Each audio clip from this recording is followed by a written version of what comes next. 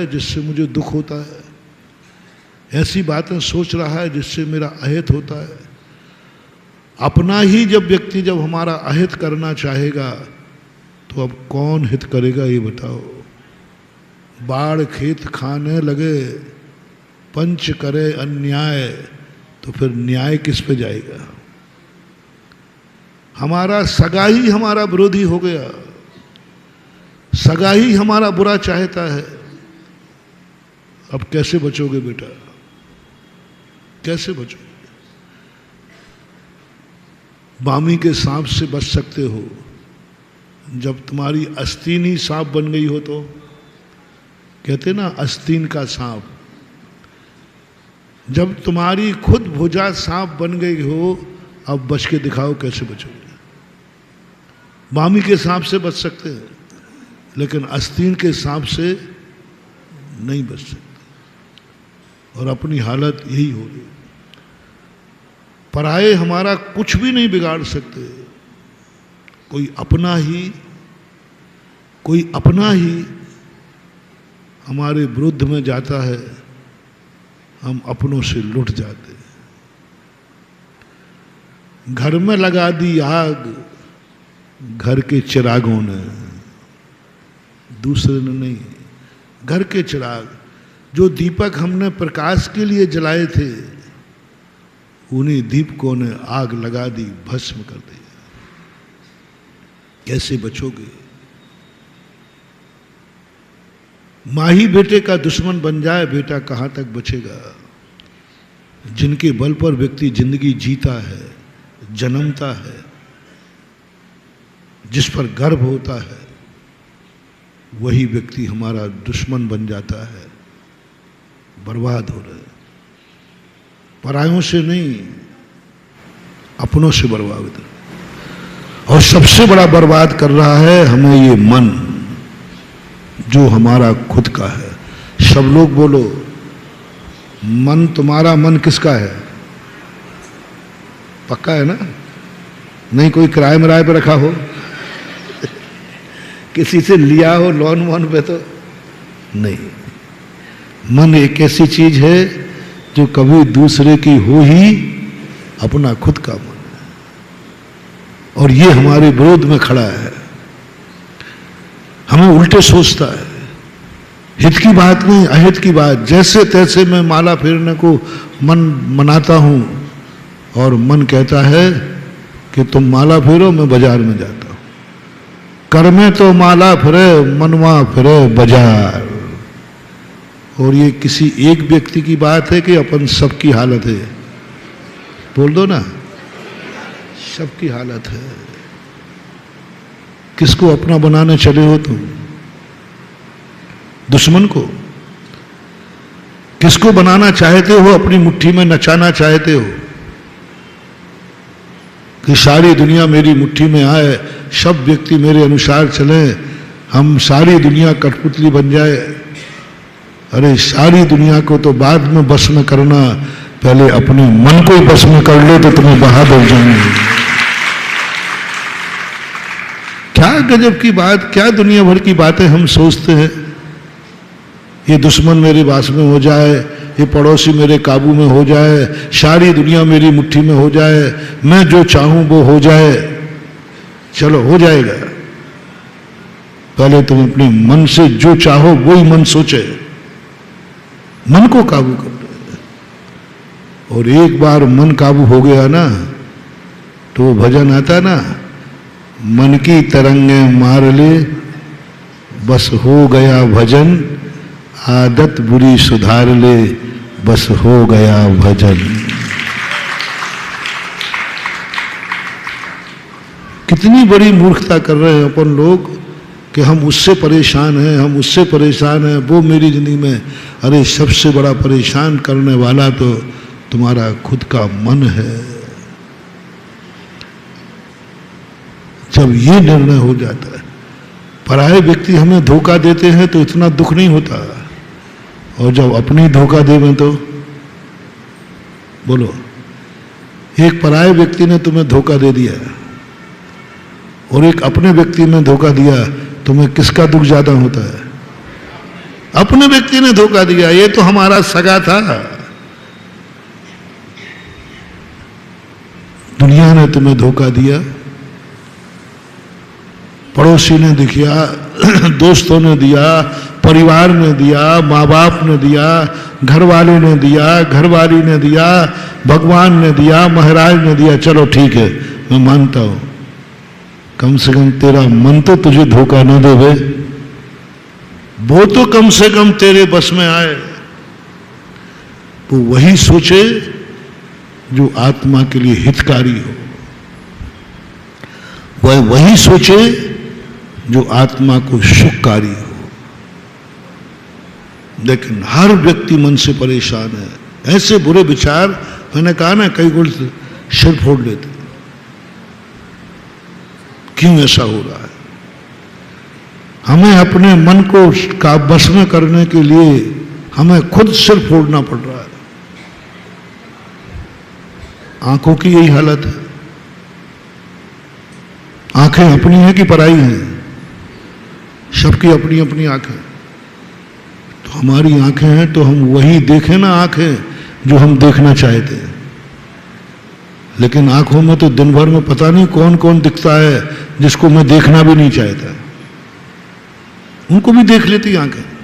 मेरा देखने का मन भी नहीं है, भाव भी नहीं है, नियम ले लिया मैं ऐसी चीजें नहीं देखूंगा, पर आंख उन्हीं को देख लेती है। और मेरी आंख, अरे जो मैं चाहूं वही देखे ना, जो मैं नहीं चाहता हूं वह तो नहीं देखना चाहिए। ऐसा दिन भर में होता है कि नहीं? दिन भर में ऐसा कितनी बार होता है जो तुम देखना नहीं चाहते हो फिर भी दिख जाता है?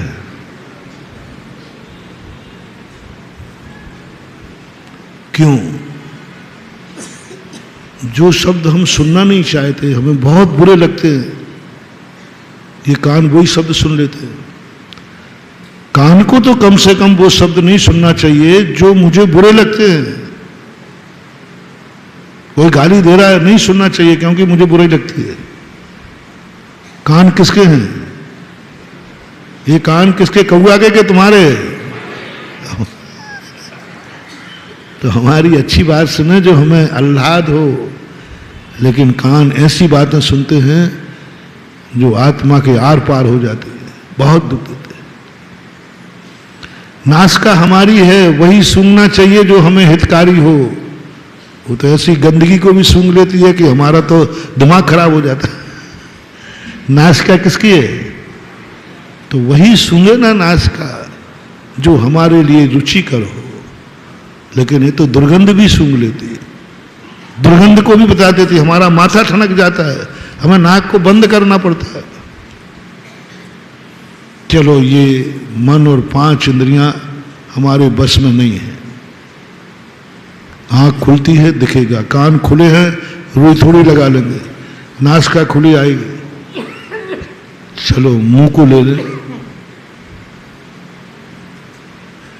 कम से कम मुंह में तो वही आवाज निकलना चाहिए जो हमारे लिए हितकारी हो। कई बार मुंह से इतने बड़े शब्द निकल जाते हैं जिससे महाभारत खड़ा हो जाता है। महाभारत किसकी देन थी? दुर्योधन की नहीं। द्रौपदी का चीरहरण दुर्योधन ने नहीं किया, इसने एक ही शब्द तो कहा था द्रौपदी ने, खतरनाक है मान हुआ ये जिब्बा, इसकी हड्डी मड्डी नहीं होती है जीभ में, लचीली है और स्वयं सेफ रहती है। स्वयं पूरे 32 कोठों में बंद है और ये चल जाए तो सारी शरीर के टुकड़े टुकड़े हो जाए और ये बिल्कुल चुपचाप बैठी रहती है अंदर। एक शब्द बोल के अंदर बाहर, अब सिर फूटेगा प्राण निकल जाए। एक शब्द मात्र। जब दुर्योधन उस मायावी महल में पानी में गिर गया तो ऊपर से ठहाका लगा दिया। द्रौपदी भाभी थी दुर्योधन की, भाभियों को मजाक करने की छूट है, भाभी देवर की मजाक चलती है, लेकिन ध्यान रखना भाइयों, देवर कहीं दुर्योधन नहीं हो, नहीं तो खतरा हो जाए। द्रौपदी नहीं चूक पाई, हंस पड़ी, अंधों के पुत्र अंधे होते हैं। बस माचिस की काड़ी ज्यादा बड़ी नहीं होती। माचिस की काड़ी की लगाई हुई आग कितनों को भस्म कर सकती है? पूरे आगरा को, पूरे विश्व को। काड़ी, हमने तो कुछ नहीं किया, थोड़ी सी काड़ी जलाई थी। अरे उसी काड़ी से तो एक बात बोला, सब कुछ। दुर्योधन इतना दुष्ट था नहीं, लंपटी नहीं था, स्त्रियों की मान मर्यादा रखने वाला था। दुर्योधन हमारे यहां मुनि बना है। दुर्योधन ने मुनि दीक्षा ली, युद्ध में मारा नहीं गया, मुनि दीक्षा ली। दुर्योधन ने, धृतराज ने, भीष्म पितामह ने, इन्होंने सब ने, कर्ण ने। कर्ण तो हमारे यहां मोक्ष गया, रेवा नदी से कहां से गए ना, कुंभकर्ण। और कर्ण भी गया मोक्ष, हमारा मोक्षगामी जीव था। कुंभकर्ण तो गया ही है। तो ये जीव ऐसे थे नहीं, मात्र एक इसने कहा है अंधों के पुत्र अंधे होते हैं। तो द्रौपदी से यही तो कहा, जब अंधा हूं, हम सब लोग अंधे हैं, तो अंधे के सामने वस्त्र क्या और नग्न क्या? अंधों के सामने वस्त्र क्या और नग्न क्या? हम तो सब अंधे हैं। यदि हम सब लोग अंधे हैं तो हम सबके सामने तो नग्न होके दिखा दे तो मान लूंगा कि मैं अंधा हूं। हम 100 पुत्र अंधे हैं, इनके सामने क्या नग्न होने में बाधा है? अंधे हैं हम लोग तो। और यदि अंधे नहीं हैं तो इस सिद्ध करो कि अंधे के पुत्र अंधे कैसे होते हैं। इसी बात को लेकर के द्रौपदी का चीर हरण हुआ था, और इसी बात से लेकर के महाभारत की तैयारी हुई। बोलो, ये जिह्वा ने, इस वाणी ने, बोलो ये वाणी किसकी है? ये मुख किसका है? हमारा मुख ही हमारे लिए विनाश का कारण बन गया। हमारी वाणी ही हमारा चीरण करा रही है, हमारी वाणी ही हमारे लिए संकटों में डाल रही है। कितने बार व्यक्ति अपनी बोली से संकट में पड़ जाता है। बहुत सारे लोग बहुत अच्छे होते हैं, लेकिन बस एक आध शब्द बोल देंगे, महाभारत हो जाएगा। सब अच्छे वाणी, और बाद में पछताते। द्रौपदी पश्चाताप किया, मैं गूंगी क्यों नहीं हो गई, मेरी जीभ क्यों नहीं कट गई। क्या आलोचना की है द्रौपदी ने, बहुत आलोचना। मेरी बुद्धि मारी गई थी कि मैंने ऐसा शब्द बोला। अरे मैं नहीं समझ पाए कि दुर्योधन तो है, लेकिन दुर्योधन है इसका नाम, ये नहीं समझ पाएगा। द्रौपदी पूरी जिंदगी भर पछताताप किया। जब द्रौपदी के पुत्र मारे गए तब द्रौपदी का, उसने नहीं कोसा दुर्योधन को, वो अपने आप को कोसती है। जब महाभारत में हर दिन कोई मरने की बात सुनी, जब पंचाल नरेश का मरण हुआ पांडवों की तरफ से, द्रौपदी की आलोचना देखो। द्रौपदी का भाई जब मारा गया तब आलोचना देखो, हर बार अपनी आलोचना।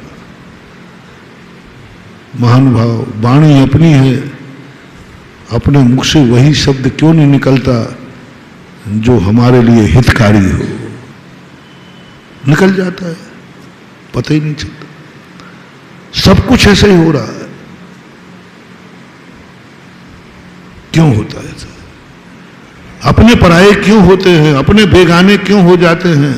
अपने दीपक से आग क्यों लगती है? हमारी जिंदगी में जो कुछ हमें मिला, यही हमारे विनाश का कारण क्यों बनता है? धन तुमने कमाया है, 1 नंबर कमाई है, वही धन तुम्हें नरक ले जा रहा है। तुम्हारा 1 नंबर का धन तुम्हारे नाक कान काट रहा है। तुम्हारी धन की कमाई तुम्हारे घर का विनाश का कारण बन रही है। तुम्हारा धन है और वही धन तुम्हें मौत का कारण बन गया। बोलो महानुभाव, धन जो तुमने कमाया था सुख के लिए कि दुख के लिए, जीने के लिए कि मरने के लिए, वही धन के कारण तुम्हारी मौत हो सकती है कि नहीं? कोई चोर डाकू, तुम पैसा लेके जा रहे हो, उस पैसे के लिए तुम्हारी मौत हो सकती है। राजस्थान में एक मौत हुई,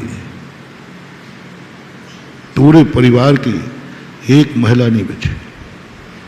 कमाई अच्छी थी, कोई पापी नहीं, अच्छा कमाई करने वाला था, 1 नंबर की कमाई थी, कोई बेईमानी कमाई नहीं थी, लेकिन पुण्य इतना था, इतना पुण्य था कि कभी उसने जिंदगी में घाटा नहीं देखा, कभी उसने अपनी जिंदगी में उतार नहीं देखा। वो नहीं जानता कि जिंदगी में हमें कभी किसी भी रूप में घाटा लगा है। सदा फायदे ही फायदे, जिस धंधे में हाथ डाले फायदे ही फायदे। वही धन एक दिन परिवार में कोई नहीं बचा। एक नौकर, एक चाकर ने उसी पैसे के कारण से घर में पूरी महिलाओं को छोटी से लेकर बड़ी तक सब साफ कर दिया। जब वहां से लौटा तो घर खाली था।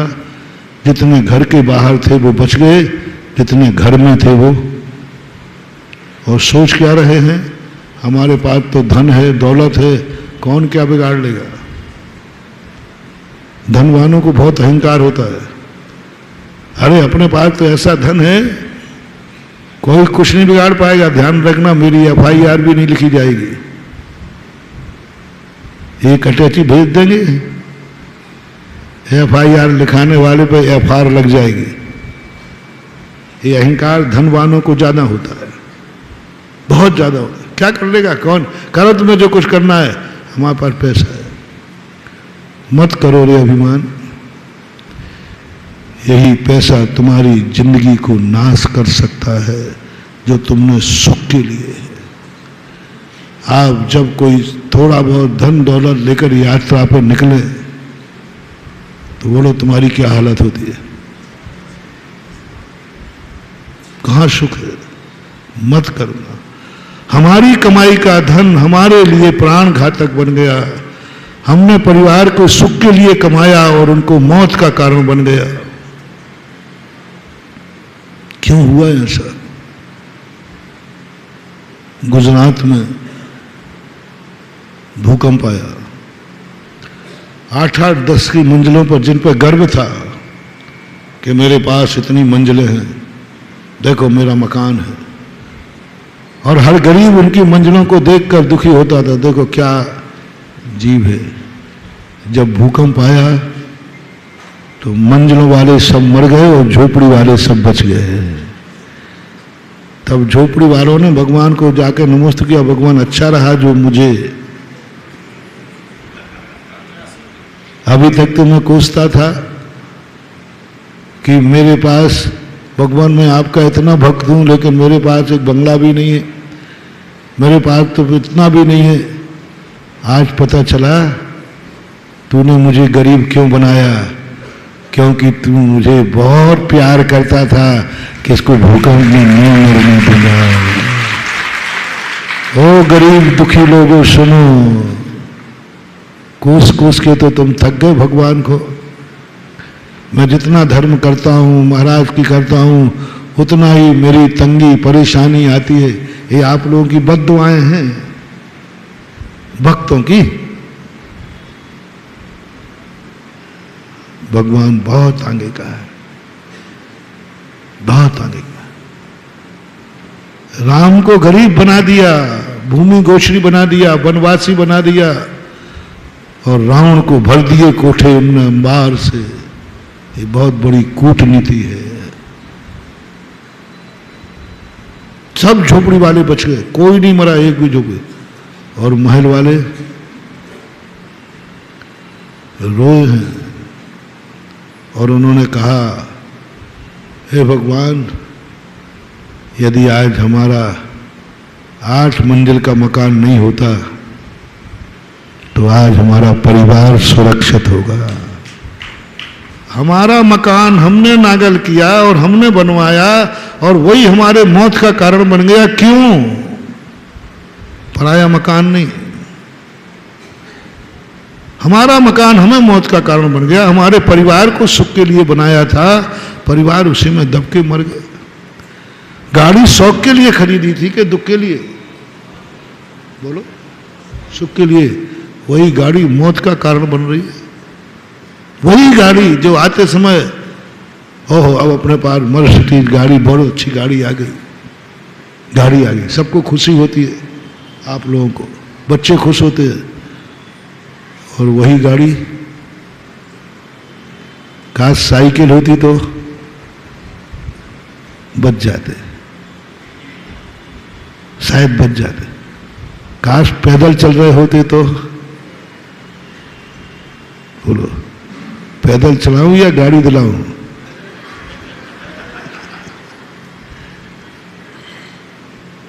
बस गाड़ी का तुम आश्वासन ले लो कि ये गाड़ी हमारे लिए कभी दुख का कारण नहीं बनेगी। आज तक दुनिया में कोई प्लेन, कोई गाड़ी नहीं बनी जो ये कह के गारंटी है इसमें आज तक कोई मरा नहीं, मरेगा नहीं। बताते, एक गाड़ी का चर्चा थी पहले, एक डायना करके नाम आगे पीछे होता है, एक गाड़ी थी, उस गाड़ी में डायना स्वयं मरी। अमेरिका की कोई लेडीज थी, बहुत बड़ी गाड़ी थी जिसमें कोई मरता नहीं था। बताते, कोई दुनिया में हो नहीं सकता। रास्ता है तो एक्सीडेंट है और आलम्बन है तो धोखा दगा भी है। क्यों? हमारी गाड़ी हमारे परिवार को सुख के लिए थी, मौत का कारण क्यों बनी? भोजन हमने सुख के लिए बनाया खाया था, दुख का कारण क्यों बन गया? क्यों होता है ऐसा? जो भी तुम खाते हो सुख के लिए खाते हो, अच्छा लगता है इसलिए खाते हो, उसी खाने से बीमार हो गए, खाने से इन्फेक्शन हो गया। क्यों? अपना ही भोजन हमारे लिए दुख का कारण क्यों बन गया? क्यों? महानुभाव, अभी 5-7 दिन के प्रवचन समझ में तो आ रहे हैं लेकिन स्वीकार नहीं हो रहे हैं। समझ में तो, लेकिन स्वीकार नहीं हो रहे कि किमिक्षिक वरदान मत लेना। और यदि बड़े लोग अपने छोटों को चाहते हैं अंदर से तो कभी किमिक्षिक वरदान न देवें। भगवान, गुरु, माता पिता, कोई भी मान, जिसको तुम चाहते हो, किमिक्षिक वरदान देना है तो दुश्मन को देना, दुश्मन को देना। खूब फले फूले, खूब धन दौलत भरे पड़े, जो माटी छुए सोना हो जाए, ऐसा वरदान देना हो तो दुश्मन को देना। महाराज बिल्कुल सही में आप उल्टे ही बोल रहे हो। मेरे में ताकत आ जाए तो मैं अपने भक्त को तो नहीं दूंगा, दुश्मन को देना, तो खूब जम के बने, खूब आवे इसके पास। भक्त को कभी किमिक्षिक वरदान नहीं देना। यदि तुम भक्त को चाहते हो तो दुश्मन आ जाए तो दे देना, खूब आने दो उसके पास धन दौलत, आने दो। वही चीज उसको मिटा देगी, तुम बच जाओगे। तुम समझते हो? महाराज जी, जिसको आप दे रहे हो वो दुश्मन है, दुश्मन। चिंता मत करो, बाद में बताऊंगा। भारत देश का नीति कैसी होती मालूम? एक अमेरिका वाला और एक रूस वाला, जोक है, और एक भारत वाला। अमेरिका और रूस वाले कई महीनों से माला फेर रहे थे सिद्धि करने की कि मुझे ऐसी सिद्धि मिल जाए। रूस वाला कह रहा था जिससे अमेरिका का नाश कर दूं। तो ऐसी शक्ति आ जाए। और अमेरिका वाला माला फेर रहा था कि ऐसी शक्ति आ जाए कि मैं रूस को मिटा दूं। दोनों दुश्मन माने जाते हैं, ऐसा सुना है हमने, पर दोनों को सिद्धि नहीं हो रही थी। तो भारत वाला बड़ा दयालु है, उसमें आगरा का व्यक्ति और दयालु है, क्योंकि यहां दयाल बाग भी है, दयालु है। उन्होंने देखा ये दोनों बहुत दिन से परेशान हैं बेचारे, इतनी मालाएं फेर रहे हैं, तो वो भी माला फेरने बैठ गया। देवता आया, तीनों से पूछा तो उन्होंने कहा क्या चाहते हो? बोले बस मुझे शक्ति दो कि मैं रूस का नाश कर दूं। रूस वाले से पूछा तुम क्या चाहते हो? बोले मुझे शक्ति दो कि मैं अमेरिका का नाश कर दूं। और भारत वाला बैठा था, आगरा का था, उन्होंने कहा भैया तू क्या चाहता है? बोले साहब हम तो भारतीय लोग हैं, हमें कुछ नहीं चाहिए, संतोषी प्राणी हैं, हमारे पास तो जो है इसमें है, बस हम भारतीय लोग परोपकारी हैं, बस इन दोनों की भावनाएं पूरी हो जाएं, यही मेरी भावना।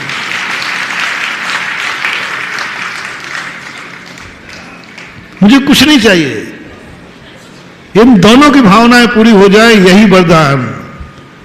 देवता कहता है ये तो बड़ा परोपकारी है, और थोड़ी बार अरे नहीं ये तो मामला और गड़बड़ है, वो तो एक एक को मिटाना चाह रहा है, ये तो, और फिर भी क्या मिल रहा है? अरे अपन तो महाराज ये लोग दोनों बहुत दिन से परेशान थे, बस इन दोनों की भावनाएं पूरी हो जाए, यही मेरी भावना है। अब आपके क्या हालचाल है? ये स्थिति है। महान आत्माएं जिस बेटे को मां बाप खुली छूट दे देते हैं, समझ लेना उस वंश का नाश होना निश्चित है, कलंकित होना निश्चित है। एक ही बेटा है, दो बेटे, चार बेटे हैं, लो हम इस पे कोई बंदेज नहीं है, बेटा को फिर ही छोड़ देते। समझ लेना जो बाप अपने बेटे का दुश्मन होगा तो बेटे को खुली छूट दे देगा, जितना चाहिए उतना ले जा। अकेला बेटा है, पैसे कमी काहे के लिए कमाया है? यही है ना आप लोगों का, बेटा है काहे के लिए कमाया? तेरे लिए तो कमाया, ले जा। महानुभाव मत करना ऐसी गलती। यदि तुम असली बाप हो तो बेटे को किमिक्षिक छूट मत देना, किमिक्षिक धन मत देना, किमिक्षिक खाने मत देना। मां तुम्हारा इकलौता बेटा है, हम उसको कहीं नहीं रुला सकते, हम उसका रोना नहीं देख सकते, वो जो खाएगा वो खाएगा, इकलौता बेटा है। किमिक्षिक खाने की छूट मत देना, एक दिन तुम्हें निपुति होना पड़ेगा, क्योंकि बेटा अपनी इच्छा से क्या क्या खाएगा, अच्छा कि बुरा, और तुम उससे मिट्टी छीनोगे तो वो रोएगा, और तुम बेटे को रोना देख नहीं सकते, क्योंकि अकेला बेटा है, रोना देख नहीं सकती, और तुमने मिट्टी छुड़ाई वो रोएगा। बोलो सच्ची मां से पूछता हूं, मिट्टी छीनोगी तो रोएगा, और मिट्टी खाएगी तो मरेगा और खुश रहेगा? बेटा बहुत खुश होगा मिट्टी खाने देना। बोलो हंसता हुआ बेटा चाहिए या रोता हुआ?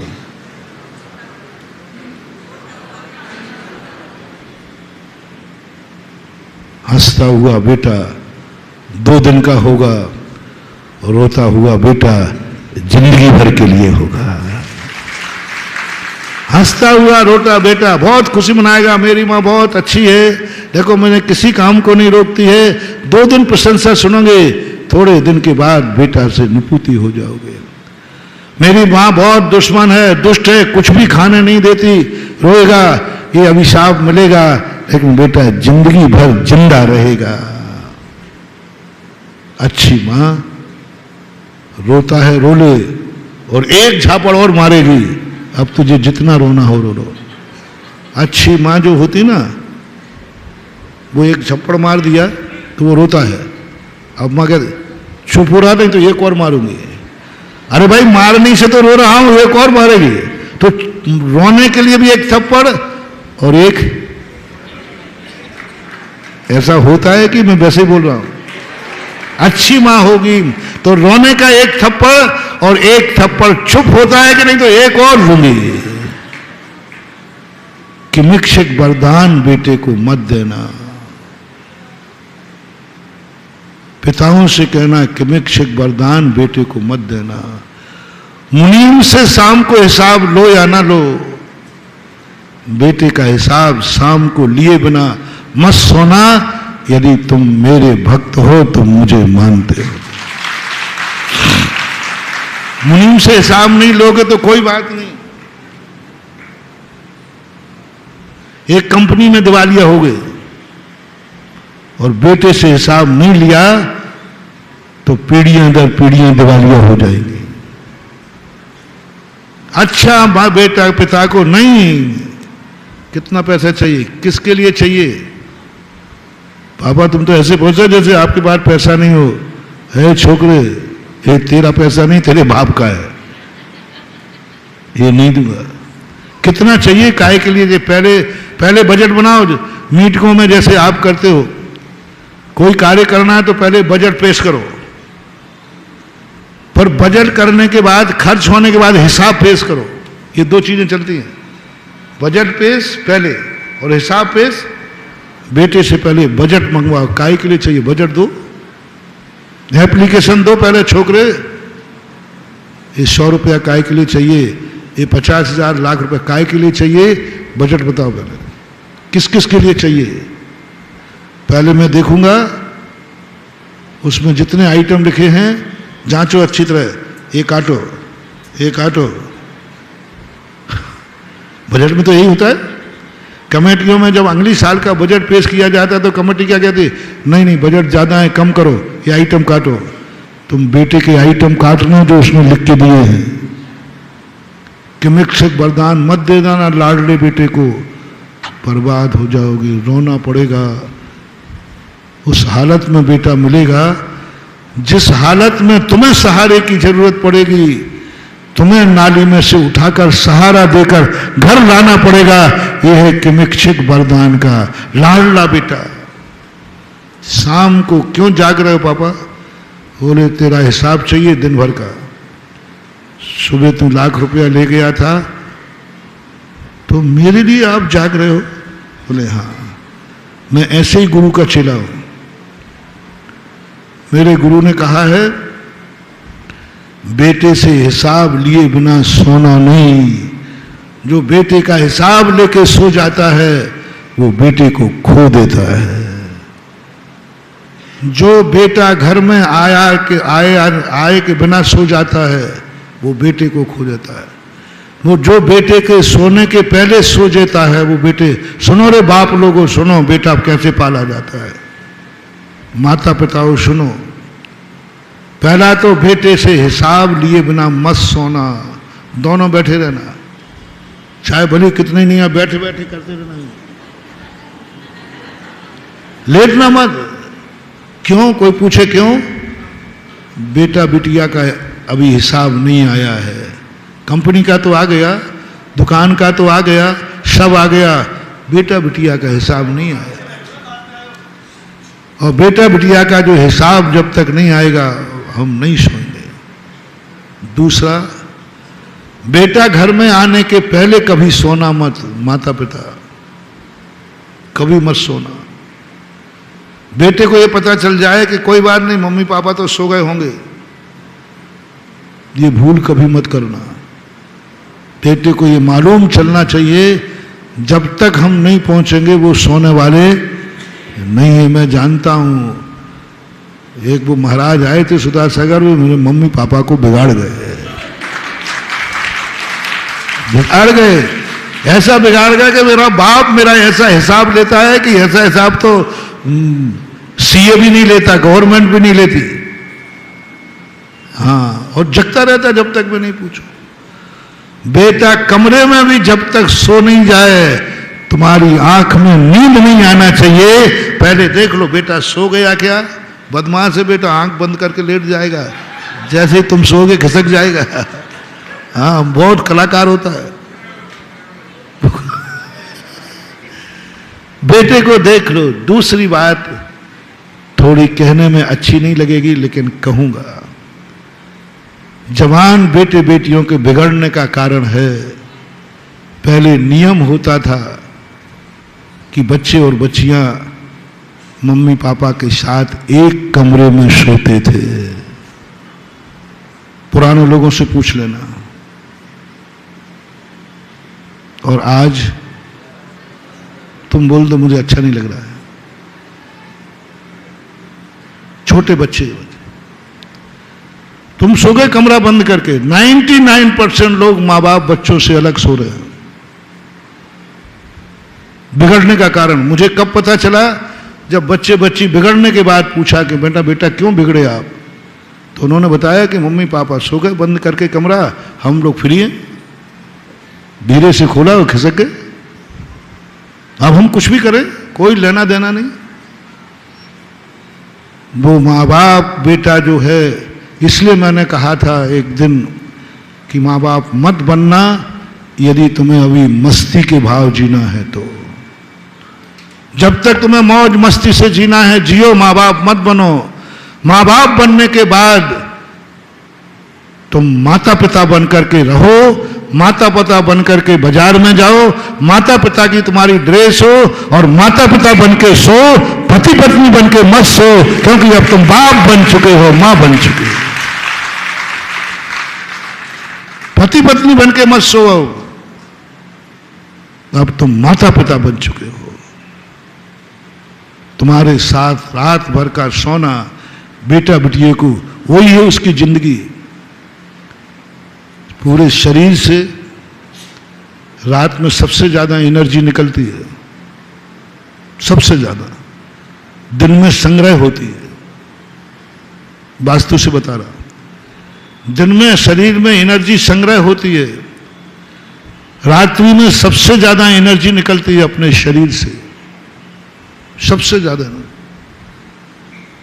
और उस समय बेटा तुम्हारे साथ सो रहा है, बिटिया सो रही है, वो तुम्हारे संस्कार ले रही है। तुम जैसे हो बेटा बिटिया भी वैसे बनेंगे,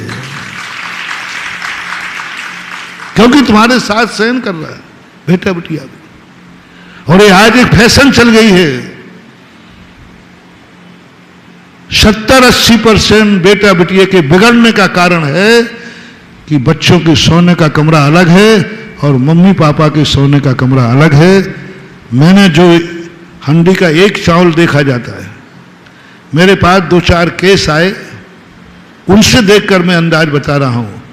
आप लोग शेयर करें कि मैंने जो हंडी के एक चावल से पूरी हंडी को समझा है, क्या यह सही है? अब मुझे पता नहीं, आप सबका पता नहीं, लेकिन जो केस मेरे पास आया तो मैंने कहा एक आया तो सब ऐसे ही होंगे। हंडी का एक चावल देखते हो पका हुआ कि पूरी हंडी खा के देखते हो? एक चावल देख करके देख लेती हो, हंडी पक गई। एक केस देख करके हंडी पक गई। प्रथमान योग के केस देख करके हंडी पक गई। प्रथमान योग की कथाएं पढ़ करके हम निर्णय करते हैं कि प्रथमान योग का जब एक ग्रस्त ऐसा है तो आप लोग भी वैसे ही होंगे। अभी कह रहे थे ना, एक दिन मनोज बाबू एक आरोप लगा रहे थे, आरोपी कहूंगा और क्या, कि महाराज जी को ये सब बातें कैसे 40 साल पहले दीक्षा ले ली, 20-22 साल में। गिरहरी क्या जाने बादाम का स्वाद। बंधुओं, मुझे स्वाद लेने की जरूरत ही नहीं है। 2 प्रकार के व्यक्ति होते हैं, एक गड्ढे में गिर करके चेतते हैं और दूसरे को गिरे हुए देख करके लौटाते हैं। हम लोग शास्त्रों को पढ़ते हैं, शास्त्रों में जो लिखे थे, आपकी सबकी कहानियां लिखी है, साथ सारी गृहस्थी लिखी है शास्त्रों में, सारी गृहस्थी। 24 घंटे एक गृहस्थ क्या करता है हमें आपसे जानने की जरूरत ही नहीं। प्रथमान योग के ग्रंथों में तुम्हारी गृहस्थी की पूरी कहानी लिखी हुई है, बस उसको पढ़ करके अंदाज लगा लेते हैं कि जब यहां ये लिखा है तो ऐसा ही सब होगा। मुझे शेयर करो ये हो रहा है या नहीं। बस मैं बहुत करुणा दया करके कह रहा हूं, अपने बेटा बिटिया के खातिर पति पत्नी की मस्ती छोड़ दो और माता पिता का आदर्श प्रस्तुत करो।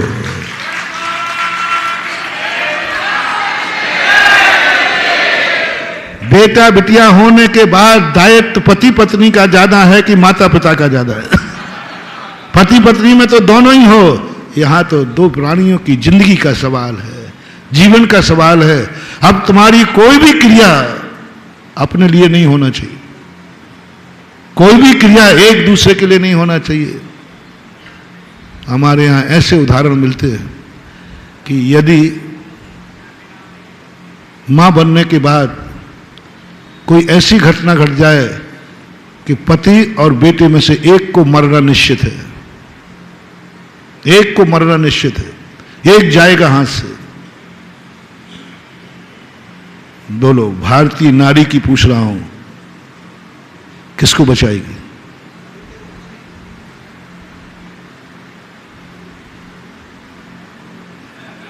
जोर से नहीं बोलना, ये नहीं सुन पाए, हम सारा समझ रहे हैं। अंदर से बात पूछ रहा हूं, अंदर की बात है।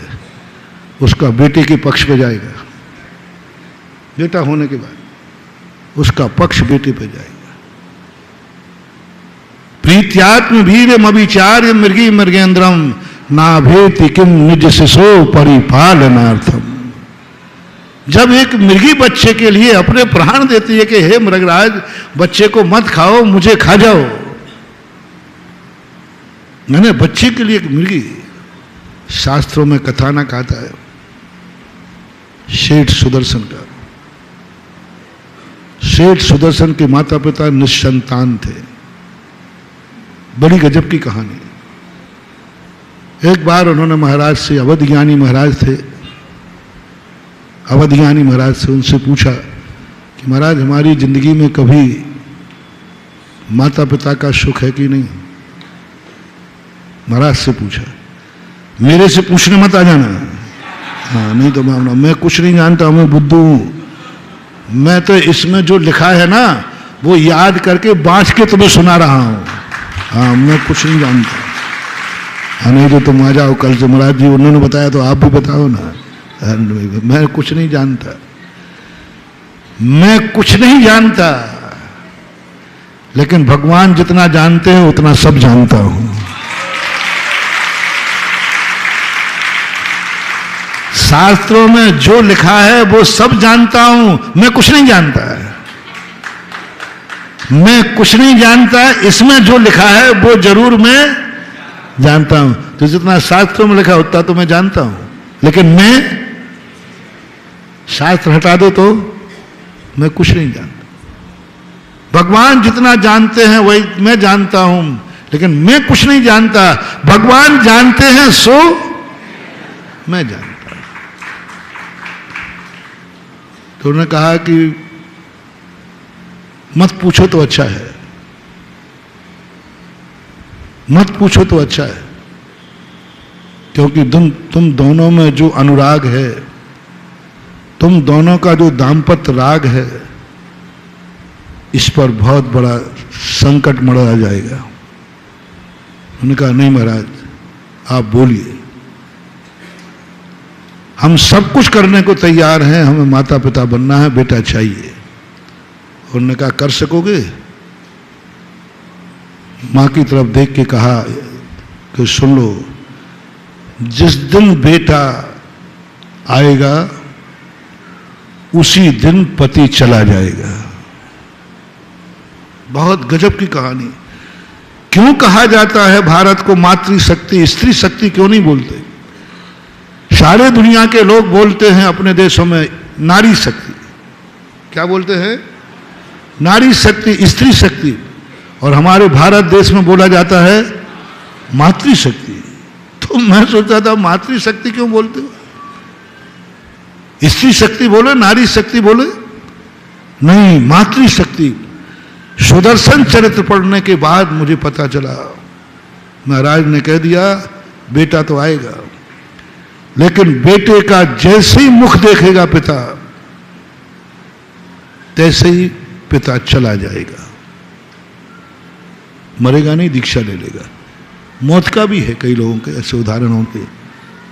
बेटा आएगा पति मरेगा, बेटा आएगा पति, उसी दिन बेटे का मुंह देख के ही पति को वैराग्य हो जाएगा। फैसला कर लो, पति चाहिए या बेटा चाहिए। गजब की बात, वहां स्त्री ने कहा मैं पति को खो सकती हूं, मुझे बेटा चाहिए। ले लिया ना, और हुआ यही, बेटे का जन्म हुआ, बेटे को हाथ में लेकर मुंह देख रहा था, वैराग्य हो गया। सुकौशल के पिता यशोधर महाराज ने उसी दिन दीक्षा ले ली जिस दिन बेटे का जन्म हुआ। मुनि महाराज ने कल ही देख लिया था। उससे मुझे लगा, सुन रहे हो ना जोड़ियों के गुलाम, स्त्री के पीछे पावरफुल शक्ति छुपी है माता की। तुम समझते हो ये पत्नी मेरी है, मेरे लिए समर्पित है। पत्नित्व मातृत्व से ज्यादा वजनदार है। अच्छी स्त्री की बात कर रहा हूं, एक भारतीय नारी की बात कर रहा हूं। पति बनने से ज्यादा सुख भारतीय नारी को माता बनने में है, और बल्कि वो माता बनने के लिए ही पत्नी बनती है, क्योंकि पत्नी बनते समय तो पुजारिन बनती है और माता बनते समय पूज्य बन जाती है।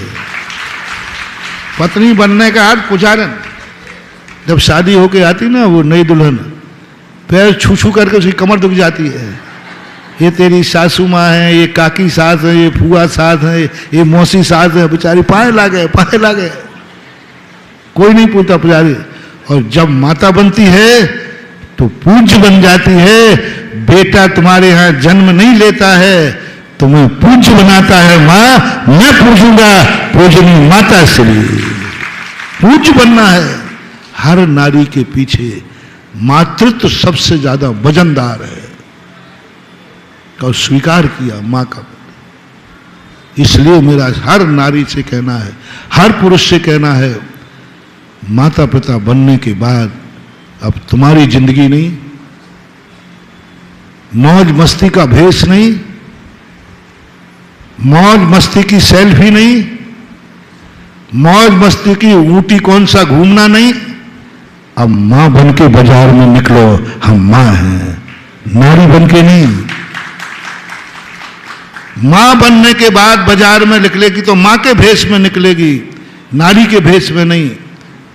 उसकी नजर मां का रूप होना चाहिए, उसकी हर क्रिया मां का रूप होना चाहिए। भोजन भी मां की क्रिया। घूमने जाएगी तो मां कहां घूम सकती वहां जाएगी, नारी कहां घूमती है वहां नहीं जाएगी। सच्ची माता। माता को कहां घूमना चाहिए, माता को कहां जाना चाहिए? बेटे के साथ। वहां तुम जाओ जहां बेटे को साथ ले जा सको, वह देखो जो बेटे के साथ देख सको, वह सुनो जो बेटे के साथ सुन सको, वहां घूमो जहां बेटा साथ में घुमा सको, वह खाओ जो बेटे के साथ खा सको। सुन रहे हो रे माता पिता हो दोनों, बेटे के साथ तुम्हारी जिंदगी होना चाहिए। अब जब कुछ बेटे के लिए होगा, 24 घंटे हर क्रिया में इसका बेटे के ऊपर क्या प्रभाव पड़ेगा। महापुराण पूज्य जिनसेन स्वामी महाराज ने 53 क्रियाओं में जो वर्णन किया, गजब का वर्णन उन्होंने खत्म कर दिया। तुम अब दंपति रहे ही नहीं, तुम अपने आप को माता पिता मानो, माता पिता के कार्य में रहो। अब दंपति का भाव छोड़ दो। अब बेटा बिटिया का हित किसमें है वो कार्य करो। अब तुम्हें अभिषेक करने आना है, तुम्हारे लिए नहीं, बेटे के लिए। जिनसेन स्वामी कहते हैं उसके पहले तुम अभिषेक करो या नहीं करो मैं नहीं बोलूंगा। तुम्हें जहां जाना है करो तो करो, जो खाना है तो खाओ, जो मरना है सो मरो, भाड़ में जाना है तो भाड़ में जाओ, मुझे कोई लेना देना नहीं। लेकिन मैं करुणा कर रहा हूं, यदि तुम माता पिता बन गए हो तो सुबह धोती दुपट्टा पहन लो, अपने खातिर नहीं, बेटे के खातिर अभिषेक करने आ जाओ। बेटे हजारों आशीर्वाद हम तुम्हारे बेटे को दें, लो तुम्हारे इसलिए कह रहा हूं करुणा करके कि मुझे तुम्हारे बेटे के मंगल करने के लिए 1000 बार आशीर्वाद देना पड़ेगा। वो भी जरूरी नहीं कि हो जाए, शायद 2000 हो जाए, 1 लाख हो जाए। इतने आशीर्वाद दूंगा तब बेटे का मंगल हो जाए। एक बहुत सरल सस्ता मंगल बता रहा हूं। पिता स्वयं अभिषेक करके अपने हाथ में गंधोदक लेके अपने बेटा बिटिया के माथे पर लगा दे, 1000 मुनियों के आशीर्वाद से ज्यादा पावरफुल होता है पिता का हाथ। 1000 साधु के आशीर्वाद और पिता का गंधोदक जो स्वयं बनाया है हाथ में लिया, ले जाओ घर। पालने में पड़े हुए बच्चे को 8 साल लगा दो बस। कितने साल? तुम्हारे लिए नहीं कह रहा हूं, तुम्हें तो जहां जाना है पधारो, तुमसे हमें कोई लेना देना नहीं है। बस मेरा हर पिता से ये कहना है, बेटे की खातिर नाम लाओ। मैं तो मंदिर आने वाला था नहीं, मुझे नहीं सुहाती है, मुझे अभिषेक में मन नहीं लगता है। कोई बात नहीं, फिर क्यों आ रहे हो? अरे वो महाराज ने कहा बेटे का, बेटे से मुझे बहुत प्यार है। बस इतना सा कह देना, बस आओ, बेटे के खातिर आओ कि गंधोदक बना के मैं अपने बेटा बेटियों को पालने में जाकर माथे से लगा दो। महानुभाव 8 साल लगा दो, बेटे की पूरी जिंदगी मंगलमय हो जाएगी, जिंदगी का सगुन हो जाएगा। बेटे के लिए क्या करती मृगी जब प्राण दे देती है बेटे को, मैं तो तुमसे बेटे के खातिर अभिषेक ही करा रहा हूं। मृगी क्या दे रही है बेटे के लिए? प्रीत्यात्म वीरम विचार मृगी मृगेंदम ना भेति किम निज शिशो परिपाल। अपने बेटे के लिए विचार किए बिना मृगराज के सामने आ जाती है। हम तुम्हें बेटे खातिर शेर के सामने तो नहीं भेज रहे हैं? बोलो बोलो, मैं शेर के सामने तो नहीं बोल। महाराज आप ही तो शेर हो, कहूँ थोड़ी हो आप। कह दो कह दो। अरे मूर्ख, मैं वो शेर हूं, तुम्हें खाऊंगा नहीं, तुम्हें अमर करने का रास्ता बताऊंगा। इसलिए आ जाओ बेटे के खातिर। महिलाएं भेजो अपने पतियों को मंदिर, उनके खातिर नहीं, कहना बेटे के खातिर। बेटे के खातिर, यदि बेटे से तुम्हें प्यार है। अब मैं ये बात कहता हूं, किन किन को अपने बेटे प्यारे हैं? बेटे प्यारे नहीं हो तो सुन लो कान को, वो भी कहानी सुनाऊंगा। एक बार वैष्णव दर्शन में आया कि पार्वती जी ने 2 पुतले बना के रख लिए कि कोई भी अंदर नहीं आ पाए। महादेव जी बाहर गए थे तो उनको लौटने का कोई समय नहीं था। पार्वती अकेली थी तो उन्होंने 2 पुतले बना दिए चौकीदार बना करके, कोई अंदर नहीं आना चाहिए। लेकिन एकदम महादेव आ गए वहां बीच में जल्दी, तो उन दोनों पुत्रों ने कहा अंदर नहीं जा सकते आप। अब महादेव तो महादेव है, उन्होंने त्रिशूल उठाया और मार दिया। मेरे घर में मुझे कोई रोक रहा है? जब अंदर जाके देखा तो बोले तुमने क्या कर दिया? ये तो मैंने बनाए थे, अब इनका क्या होगा? तो महादेव कहते अब क्या होगा? अब उसको जिंदा करो।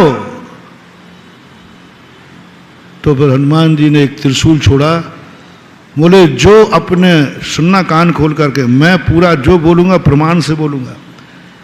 महादेव ने त्रिशूल छोड़ा, जा जो मां अपने बेटे की तरफ पीट करके सो रही हो उसका सिर उतार के ला और इसको चढ़ा दे। घटना सत्यासत्य पे मत जाना, शिक्षा पे जाना। त्रिशूल घूमता रहा, एक हथनी जाकर के अपने बेटे की तरफ पीट करके सो रही थी, त्रिशूल ने हथनी का सिर काट करके लगा दिया, उसी से बन गए गणपति बप्पा।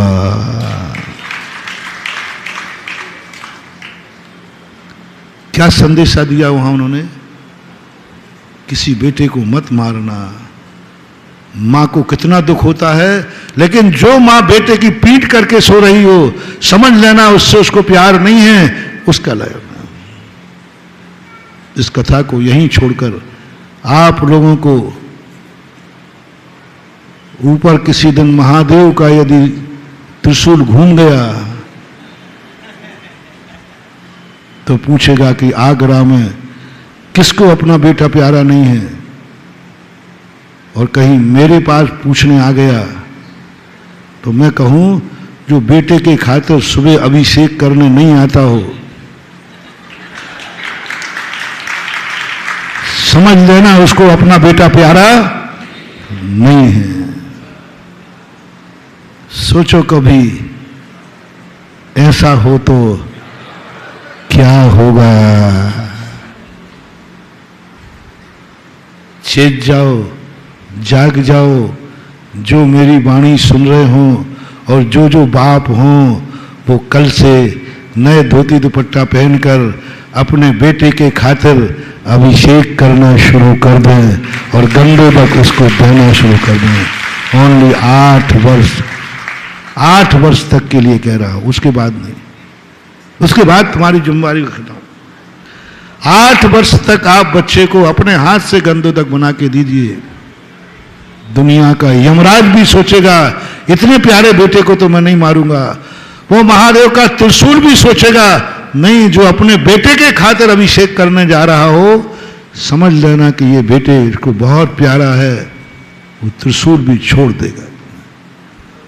त्रिशूल तो एक निमित्त बनाया गया, कर्म भी छोड़ देगा। तुम प्यार करो तो सही, तुम बेटा को चाहते हो, ऊपर ऊपर घड़ियाल बेप्यार है तुम्हारा, बगले सा प्यार है। क्या करते हो बेटे के खातिर? बेटा बेटा बेटा बेटा कहते हो। क्या है तुम्हारा बलिदान बेटे के लिए? कौन सी मौज मस्ती छोड़ी है तुमने बेटे के लिए? कौन सा कार्य करते हो बेटे के लिए? ऊपर से बातें करते हो। कौन सा व्यक्ति तुमने कार्य छोड़ा है बेटे के खातिर? तुमने अपनी क्या बुरी आदत का बलिदान किया है बेटे के खातिर? बताओ, क्या बेटे के खातिर तुमने अवक्ष खाना छोड़ा? बेटे के खातिर तुमने गलत स्थानों पर जाना छोड़ा? बेटे के खातिर तुमने गलत वेशभूषा छोड़ी? मेरे से कहलवाओ तो बहुत बुरा होता है। आज दादियां भी ऐसी लगती हैं, बाजारों में घूमती हैं, जब वो उनके भेष में कि छोरी तो कम श्रृंगार करेगी ये दादियां। कुछ गलत बोल रहा हूं तो खड़े होके बोल देना। दादियों की वेशभूषा देखो मार्केट में, गार्डनों में, हिल स्टेशनों पर। उनको ये होश नहीं है कि इस समय मैं दादी हूं, उनको होश है इस समय में दंपति हूं, पत्नी हूं। देखो वेशभूषा क्या है। मैं तो सुनी सुनाई कह रहे हैं, आप लोग तो आए दिन आंखों में देखते हो। बोलो, ये गार्डनों में, होटलों पे, हिल स्टेशनों पर ये नाटक हो रहा है कि नहीं? दादी भूल गई कि मैं दादी हूं, और जो दादी दादीपना भूल गई है तो जाओ उसका पोता भी तुम्हें भूल जाएगा। ना तुम उसकी दादी हो, ना वो तुम्हारा पोता है। Tit for tat. ना तुम उसकी दादी हो, भूल गई दादी गार्डन में जाकर, भूल गई दादी हिल स्टेशन पे जाके कि मैं दादी हूं, भूल गई स्टेशन पे जाके कि मैं मां हूं। तो बेटा और पोता भी कहता है मैं भी भूल गया कि कौन सी मां, काहे की मां। वो भी खुले आम हो जाता है, वो भी खुले आम पीता है। बोले पापा, जब आपने मेरा ध्यान नहीं रखा तो मैं तुम्हारा क्या खाक ध्यान रखूं? तब तुम बेटे के सामने, बेटे के होते हुए वेशभूषा पे ध्यान नहीं रख रहे तो बेटा बिटिया क्या ध्यान रखेगा तुम्हारा? वो भी खुले कपड़े पहनते हैं, उनको भी कोई शर्म नहीं। बेशरम पना कहां से शुरू हुआ? बेटा बिटिया बेशरम हुई हैं कि दादा दादी मम्मी पापा पहले बेशरम हुए? झूठ मत बोलना। मम्मी पापा बेशरम हुए, दादा दादी बेशरम हुए। इसलिए आज सारे लोगों को मेरा कहना है, या तो माता पिता बनो मत, दादा दादी बनो मत, अन्यथा माता पिता बनने के बाद अब दंपति पुराण नहीं, माता पिता पुराण पढ़ो कि माता पिता कैसा होना चाहिए। अब सब कुछ तुम्हारा बस एक ही देखना है, मेरे इस कार्य का बेटे से क्या संबंध है, संक्षिप्त कर रहा हूं। तुम जो कुछ भी करना है, मैं जो कर रहा हूं, इस पर बेटे का क्या प्रभाव पड़ेगा, बस इतना सोच लो। आप जो तुम्हें करना है करो, और यदि बेटा इस प्रभाव में आ गया तो क्या तुम्हें मंजूर है? मत समझो रे, रोना तुम्हें इसलिए पड़ रहा है क्योंकि तुम्हारी भूल है। 95% बेटों को मैं सुधार लूंगा, बिटियों को सुधार लूंगा, बस माता पिता सुधर जाएं। ये सूखी लकड़ियां हैं, ये नहीं सुधर रही मेरे से। माता पिता सुधर जाएं, बेटे सुधर जाएंगे, 95% की गारंटी ले रहा हूं। माता पिता बिगड़ रहे हैं, ये अपने माता पिता का दायित्व नहीं समझ रहे हैं कि माता पिता का क्या कर्तव्य, क्या दायित्व होना चाहिए, हमें क्या बलिदान करना चाहिए। हम आप जिएंगे तो बेटे के लिए, बिटिया के लिए जिएंगे, 24 घंटे उसके लिए। एक बहुत अच्छा संस्मरण है। मेरे सामने एक परिवार बैठा था, तो बहुत भीड़ थी, तो वो धीरे से, लेकिन तुम लोग समझते हो कि महाराज कुछ सुनते मुनते नहीं है, कम सुनते होंगे, हम लोग बहुत तेज सुनते हैं। तो वो दूसरा व्यक्ति कहता, क्यों माँ जी, आपके यहाँ आपकी बिटिया है ना? मैंने सुना है। बोले है। तो वो माँ से पूछती है, दूसरी माँ, लड़के वाली माँ, कैसी है, कैसी है? क्या गजब का जवाब दिया, मुझे देख लो ना, मेरी जैसी है। मैंने एक और से कान से सुना, बोले नहीं, मैं आपकी नहीं पूछ रहा हूं, मैं आपकी बेटी की पूछ रहा हूं। तो मैं भी कह रही हूं, मुझे देख लो ना, जैसी मैं हूं ऐसे मेरी बेटी है। अरे मैंने कहा इसकी तो उम्र बड़ी है, क्या जवाब दे दिया। आप मेरे में क्या देख रही हो? जो मेरे में गुण देख रही हो वही मेरी बेटी में है, कुछ अलग से मेरी बेटी में कुछ भी नहीं है। जो मैं हूं वही बेटी है। पूछो आप मेरे से, बेटी का मत पूछो, मेरे से पूछो कि आप प्रतिदिन भगवान का पूजन करती हैं? बोले हाँ। बिना भोजन के भोजन नहीं करती? बेटी का नहीं, मेरे से पूछो। रात में खाती? बोले नहीं खाती। आलू प्याज खाते? नहीं खाते। बाजार का खाते? नहीं खाते। सब उसकी पूछती रही, सब मैं। तो आप अपनी बेटी का बता दो ना। तो बोले बेटी का बता दिया ना, जो माँ का है वही बेटी का है। एक बार ऐसा मौका है, उसने बेटी के संबंध में एक शब्द नहीं बोला, एक शब्द नहीं बोला, सब अपनी कहानी बताती रही। बोले आप मेरे से पूछो मैं कैसी हूं, पूछो क्या प्रश्न करना है। उसने सारी बताई, मैं ऐसी हूं, मैं ऐसी हूं, मैं। तो उसने कहा मैं आपकी बेटी। बोले बोल दिया ना, जैसी मैं हूं ऐसी। काश संसार की हर मां अपनी बेटी के संबंध में ऐसा कह सकेगी। ऐसा कह सकती है कि जो मैं हूं ऐसी बेटी है, जैसे विचार आचार मेरे हैं ऐसी बेटी है, कोई अंतर नहीं है। क्या पिता कह सकता है आप मेरे से पूछो? मैं बेटों से नहीं पूछ रहा हूं। पिता बताओ तुम कैसे हो, तो तुम कह सकोगे जैसा मैं हूं ऐसे ही मेरा बेटा है। क्या बेटे के संबंध पूछ सकते हो? नहीं बोल सकते, नहीं बोल सकते। तुम्हें मालूम है कि तुम और दोनों में 36 का आंकड़ा है। और ये है माता पिता का दायित्व। पिता को देख लो या बेटे को देख लो, मां को देख लो या बिटिया को देख लो, कोई अंतर नहीं निकलेगा। यहां बैठी हुई मां बता सकती है अमेरिका में उसका बेटा है, और वो देखो अवधियान दे रहा हूं मां को अपने सच्ची मां को अपने बेटे का अवधियान। इस समय तुम्हारा बेटा क्या कर रहा होगा? फोन मत देना, कुछ नहीं। मां को 1 मिनट आंख बंद करे कहेगी हमारा बेटा इस समय ये भोजन कर रहा होगा, क्या खा रहा होगा? बोले ये चीज खा रहा होगा, उसकी थाली में ये चीज होगी। और आप वहां फोन लगा के रखना, वही निकलेगा जो मां ने कहा है। अमेरिका में बेटा यहां बैठ के इस समय वो भोजन कर रहा होगा, ये थाली में ये चीज होगी। ये कैसे बोल दिया उसने? उससे पूछो कैसे बोल दिया? वो कहती है, मां मेरा बेटा नई चीज खाना शुरू करेगा तो मेरे बताए बिना वो शुरू कर ही नहीं सकता। वो कुछ भी करेगा पहले मेरे से पूछा, मां मैं करूं क्या? तो इस चीज की सूचना है मेरे पास, और कोई सूचना है ही नहीं। नई चीज आ ही नहीं सकती उसकी थाली में।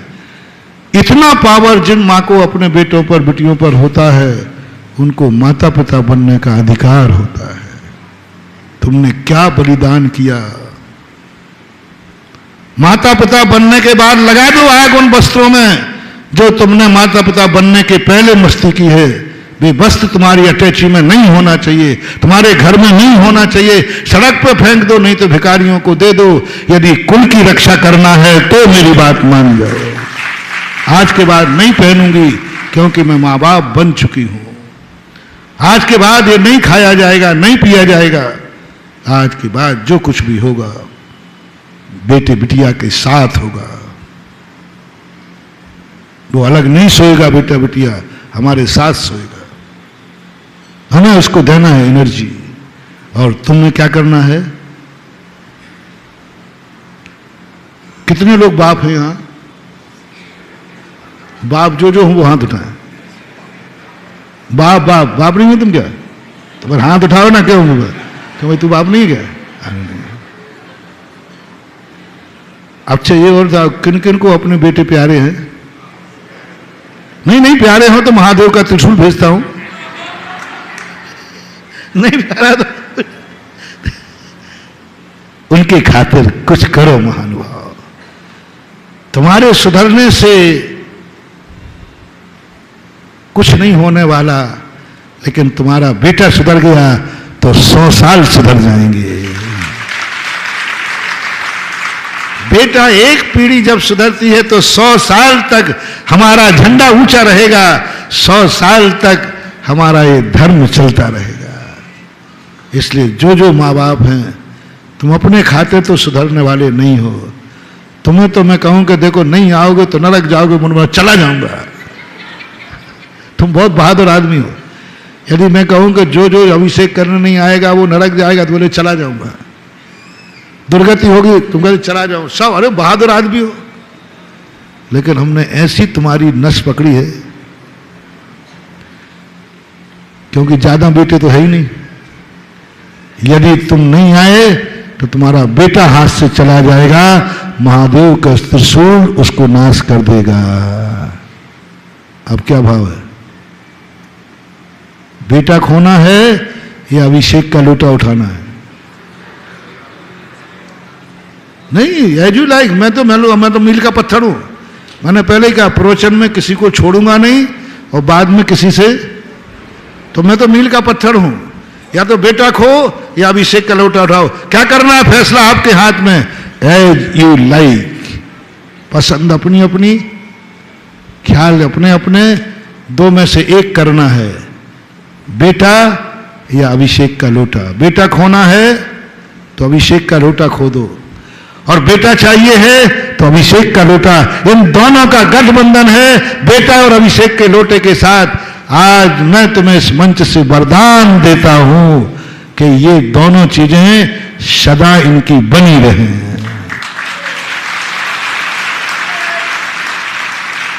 और जिन्होंने नहीं लिया है उनके लिए अपन तो देखो सीधी बात, अपन इतने करुणा निधान नहीं है।